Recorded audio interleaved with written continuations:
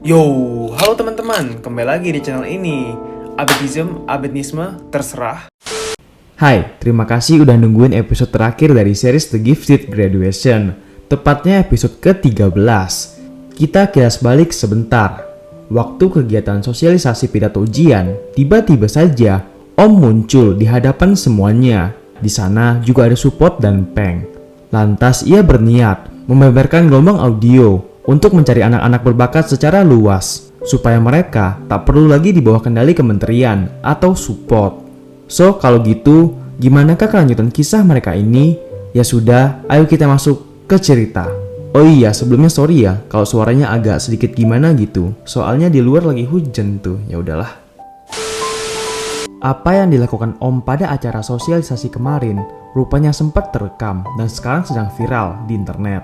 Pengaruhnya lumayan besar. Berdasarkan survei cepat, kalau mayoritas atau sekitar 60% anak-anak di Thailand memutuskan tak jadi mengikuti ujian penempatan. Pak Support mencoba meyakinkan pihak kementerian kalau semua masih di bawah kendalinya, lalu menelpon pengawal meminta mereka selalu mengawasi Grace. Sebab kelakuannya, Om dibawa masuk ke kantor Support untuk dimintai keterangan, maksud dan tujuannya. Peng juga hadir di sana menemani. Nah, secara diam-diam, Om menyimpan penyadap suara ketika ia duduk, supaya anak berbakat yang lain bisa mendengar perbincangan mereka dari jauh. Setiap siswa tak boleh dipaksa mengikuti ujian penempatan. Aku mengusulkan ujian ini ditunda. Lalu, kau juga harus mengundurkan diri dari jabatan, dan Nix 88 harus dihancurkan. Atau jika tidak, aku dan teman-teman tetap akan meliris gelombang audio ke publik, ucap Om. Namun, Support tetap keras kepala, tak mau. Pak Pom pasti tahu betul dampak yang akan terjadi jikalau gelombang audio tersebar. Negara akan kacau balau, ucap Support. Tampaknya, ucapan Support sedikit membuat Pom agak takut, membuatnya menahan wave, jangan menyebarkan gelombang audio sekarang. Nah, sesudah Peng mencuri Nix 88 dari kementerian kemarin, Support mengambil dan mengembangkannya lagi menjadi lebih berbahaya. Virus itu kini mampu bertahan lama di otak dan membuat penyakit di kemudian hari. Virus-virus itu sudah masuk ke dalam botol air minum yang tersedia di sekolah-sekolah nasional. Jadi tak masalah, gelombang audio mau dilepas, Support tetap bisa mengendalikan semuanya. Di tempat lain, Grace masih diawasi oleh bodyguard utusan Support. Ia membujuk pengawal supaya mereka taubat.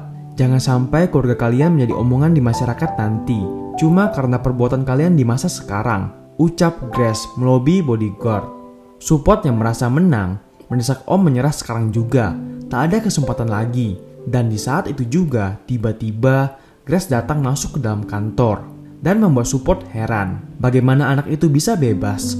Grace langsung berbicara, Support mungkin mengalahkan yang lain, tapi tidak dengan waktu. Adegan kembali saat Grace dewasa menguasai tubuh Grace kecil.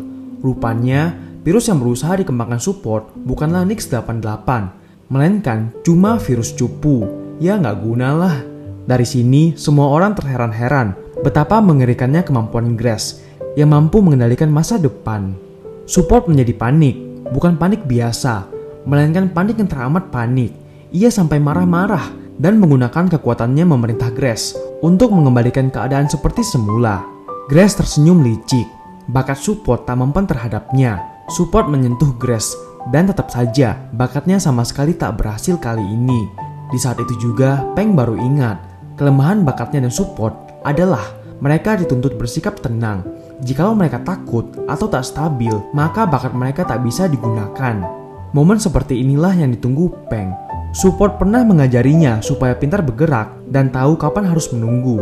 Dan inilah saatnya. Siapakah yang dapat menyangka selama ini Peng diam-diam sudah menjalankan rencananya. Meskipun ia harus tunduk kepada Support, Peng mendukung Pun untuk membuat mesin radiasi Nix 88. Juga Peng mendukung Om supaya mengacaukan pidato mereka kemarin. Peng seperti singa, ia bergerak diam-diam, menunggu mangsanya lengah. Dan sekaranglah waktunya.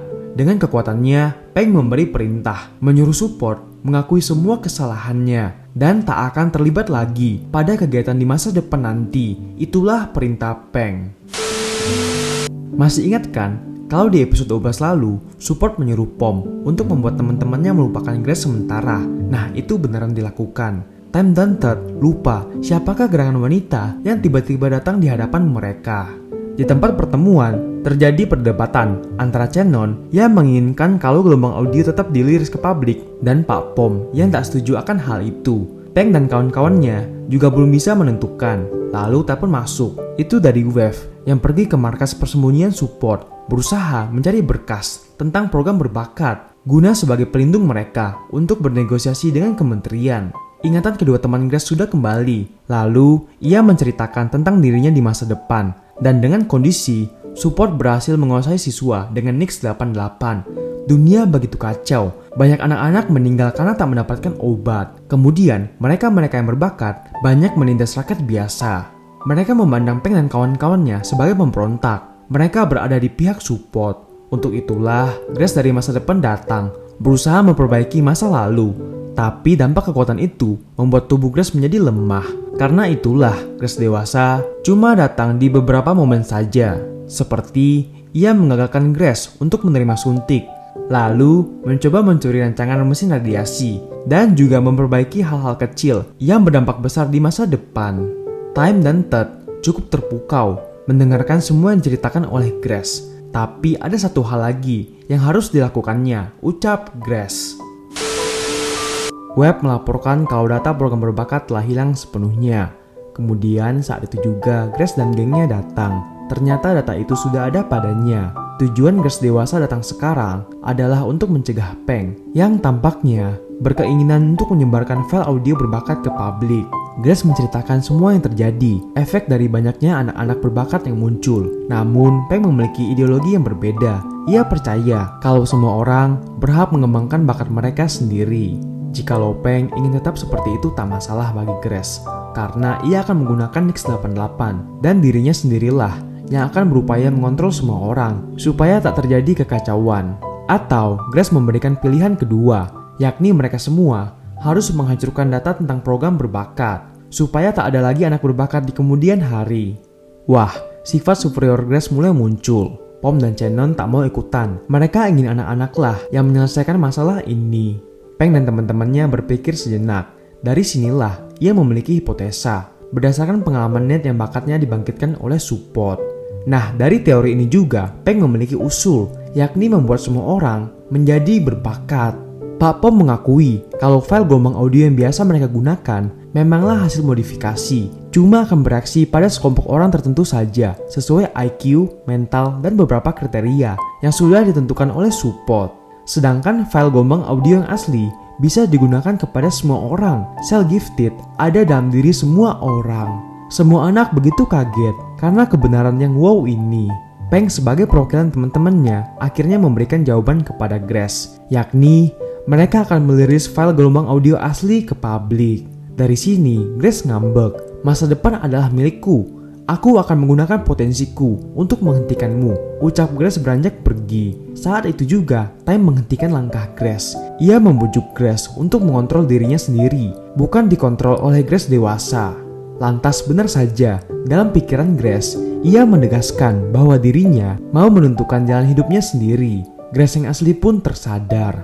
Wanita itu memberitahu teman-temannya kalau dirinya yang dewasa tak akan lagi muncul. Namtan datang menemui Peng, menceritakan apa yang terjadi kalau support menggunakan kekuatan kepada mamanya untuk menjauhkan Namtan dari sekolah Ritda karena kemampuan Namtan dianggap support sebagai ancaman.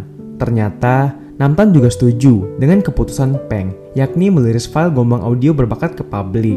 Ucapan itu membuat hati Peng senang. Ya kemudian kayak biasalah Peng ngebacot depan laptop.